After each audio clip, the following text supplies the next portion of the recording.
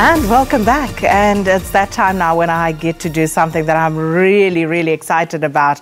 My father died for this. Now, this is a book by Lukhanyo Calata, the son of Forte Calata, and our very own journalist here at SABC. And the book, if you haven't had a chance to read it, it captures the life of Forte, who's the father, and the father that Lukhanyo never knew, and the other three apartheid activists who later became known as the Cradock Four. Now, the murder of the four activists, whose bodies were found charred beyond recognition at the height of apartheid, sent shockwaves through the entire country, becoming a mystery that has unfortunately yet to be resolved.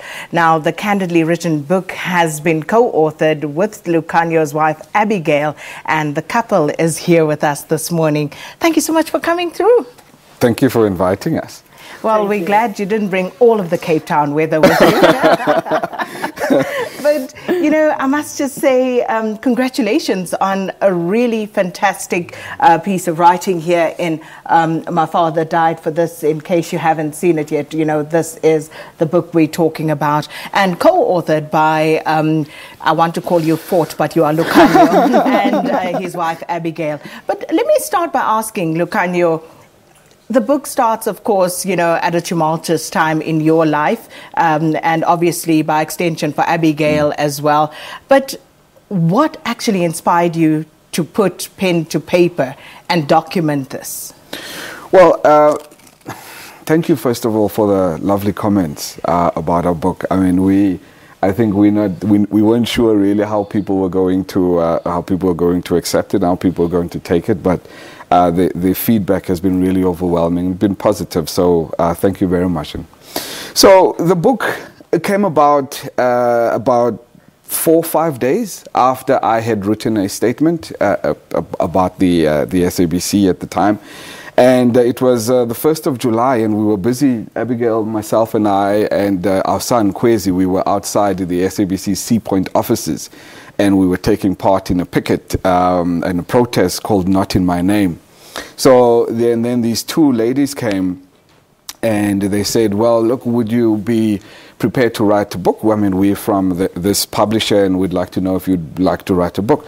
Now, I'd never thought about writing a book. I mean, I'm a broadcaster. I've worked in television. I thought my thing was I'm gonna make documentary films. And then I said to those ladies, look, I'm kind of busy picketing now, and there are many other people that are calling for my attention. So there's my wife. Go speak to her. As she's the one that has worked in newspapers. So they went and they spoke to her, and then she briefed me after the protest on our way home that, you know, this is what these people are saying. What did you guys talk about? There we go. So yeah, they wanted Lukhanyo to write a book about his experience at the SABC, and I told him that's a very short book. It's not going to really be a great book, but we've got this other idea for a book about his father's biography. Briefly, obviously by then they knew who Lukhanyo's dad was, and yeah, so we you know, put together a proposal to the publishers about this is what we want the book to be about. It's about 3 generations of Calata men and the activism. The third person is Lukhanyo's great-grandfather, Canon James Calata, who had a great influence on the young Forte. So, and they loved the proposal, and that's how the book started. And I must say, I thoroughly enjoyed reading about Canon James Calata, and also going back into the history of the African National Congress, him being the Secretary General at some point.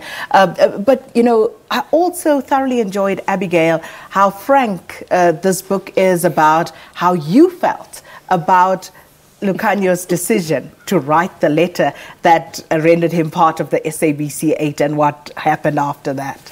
Yeah, no, we thought we'd lift the curtain a little bit and let people in on what was going on behind, because obviously that was a very public scuffle, shall we call it. And so when I realized what was going on and that I had not been consulted when he'd written that statement, I was livid. And I'm like, how could he do this without speaking to me first? Not that I wasn't in support of what he was saying, because obviously I knew his frustration. He'd expressed it to me before on numerous occasions, and I was fully behind what he was doing. But I mean, you know, our livelihood was at risk. He wasn't a lone ranger anymore. So yeah, he had to consult, and I made my feelings quite clear to him that evening. You know what I love about this, Lukhanyo? Because, you know, I'm one of those people who would always say we should guard against the single narrative. And I love that you have put your side of the story in written form. But I couldn't help reading it, thinking you are mentioning people's names here. Are you not scared of the repercussions of that? What kind of repercussions? What's the worst thing that people could do to me? You know what I mean? That's, for me, that's my outlook. The absolute worst that was done was the manner in which they had killed my father, you know, and anyone else who's going to come with anything less than that, it's okay, we'll deal with it, you know. I mean, at the time at the SABC, I was prepared, in essence, to lose my job. I was prepared to lose my livelihood. What I wasn't prepared to do, however, was to keep quiet and to let the country that my father had died for, you know, just slip away and watch it literally disappear in front of our eyes. So I took a decision. You know, it's turned out to be for the best, but look, I mean, I do what I have to do, and other people must do what they have to do. Well, talking about Lukhanyo and Abigail Calata's book, My Father Died for This, and we'll continue this conversation, but we just have to take a quick break.